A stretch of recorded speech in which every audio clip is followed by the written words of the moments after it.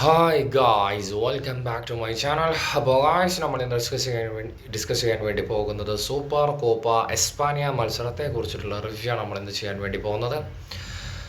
Barcelona verse athletic club മത്സരം 2-0 എന്ന goal സ്കോറിനായിരുന്നു Barcelona വിജയം കരസ്ഥമാക്കിയിരിക്കുന്നത്. ബാഴ്സലോണയ്ക്ക് വേണ്ടി ലെമിൻ യമാൽ, ഗവി എന്നിവരാണ് ഗോൾ സ്കോർ ചെയ്തിട്ടുണ്ടായിരുന്നത്.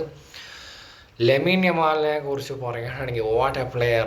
ഈ ഒരു വയസ്സിൽ ഇത്രയും ഇൻപുട്ടോടുകൂടി കളിക്കുന്ന വേറൊരു പ്ലെയർ ഇല്ല എന്ന് തന്നെയാണ് എനിക്ക് പറയാനുള്ളത്. ഇപ്പം നമ്മൾ മെസ്സിനി റൊണാൾഡോനെയൊക്കെ പറയാൻ സാധിക്കും ഒരു പരിധി വരെ. വേറൊരു കാര്യം നമ്മൾ ശ്രദ്ധിക്കേണ്ടത്, ഇപ്പോൾ 17-ാമത്തെ വയസ്സിലാണ് ബാഴ്സലോണൻ്റെ ആദ്യ 11-ൽ ഇടം നേടുന്ന. മെസ്സിനെ സംബന്ധിച്ചിടത്തോളം ആഴ്ചയിൽ ഓക്കെയാണ്, പക്ഷേ സ്പെയിൻ ടീമിലേക്ക് വരുന്ന സമയത്തും ലെമിൻ യമാൽ ആദ്യ 11-ൽ കൺഫേം ആണ്. പക്ഷേ മെസ്സി ഇൻ്റർനാഷണൽ ടീമിലേക്ക് വരുന്ന ആ ഒരു സിറ്റുവേഷനിൽ എല്ലാ സമയത്തും സബ്സ്റ്റിറ്റ്യൂട്ട് ആയിട്ടാണ് പ്ലേ ചെയ്തിട്ടുണ്ടായിരുന്നത്. അപ്പോൾ ആ ഒരു രീതിയിലൊക്കെ കമ്പയർ ചെയ്യുന്ന സമയത്ത് ഈ ഒരു ഫോം കണ്ടിന്യൂ ചെയ്ത് കൊണ്ടുപോകാൻ സാധിക്കുകയാണെങ്കിൽ മെസ്സി, റൊണാൾഡോ എന്ന് പറയുന്ന അവരുടെ എല്ലാ റെക്കോർഡുകളും ബ്രേക്ക് ചെയ്യാനുള്ള ഒരുപാട് സാധ്യതകളുണ്ട്. കൺഫേം ആയിട്ട് ചെയ്യും എന്നല്ല പറയുന്നത്, കാരണം വെറും 17 വയസ്സ് മാത്രമാണ് പ്രായം. അത് വെച്ച് ആ ഒരു സമയത്താണ് ഇത്രയും ഒരു റിസൾട്ടോടുകൂടി പ്ലേ ചെയ്യാൻ വേണ്ടി സാധിക്കുന്നത്.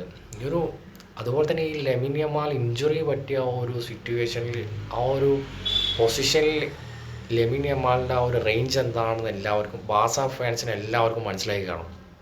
അപ്പോൾ യമാൽ ഉണ്ടാക്കുന്ന ആ ഒരു ഇമ്പാക്റ്റ് ബാഴ്സലോണക്ക് ആ ഒരു പൊസിഷനിൽ വേറെ ഒരു പ്ലെയർക്കും അങ്ങനെ പാസൊക്കെയാന്ന് പറഞ്ഞാൽ ട്രവേല പാസ്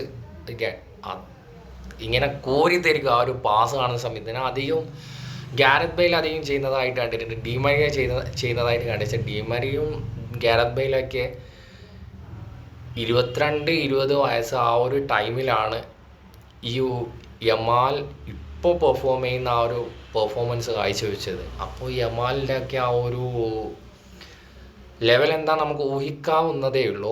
അപ്പോൾ ഈ ഒരു മത്സരത്തെക്കുറിച്ചിട്ടുള്ള എൻ്റെ ഒരു പെർസ്പെക്റ്റീവ്, നെക്സ്റ്റ് മത്സരം ഇനി റയൽ മാഡ്രിഡിൻ്റെ മത്സരം വരാൻ, റയൽ മാഡ്രിഡ് അടുത്ത ഈ ഒരു മത്സരം വിജയിക്കുകയാണെങ്കിൽ റയൽ മാഡ്രിഡുമായിട്ടുള്ള ഒരു ക്ലാസിക് പോരാട്ടം തന്നെ കാണാൻ വേണ്ടി സാധിക്കും.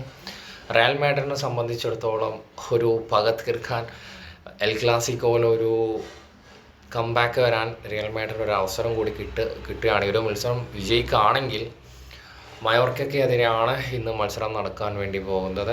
അപ്പോൾ നിങ്ങളുടെ അഭിപ്രായം കമൻറ്റിൽ രേഖപ്പെടുത്തുക. നെക്സ്റ്റ് വീഡിയോയുമായി വീണ്ടും കാണാം.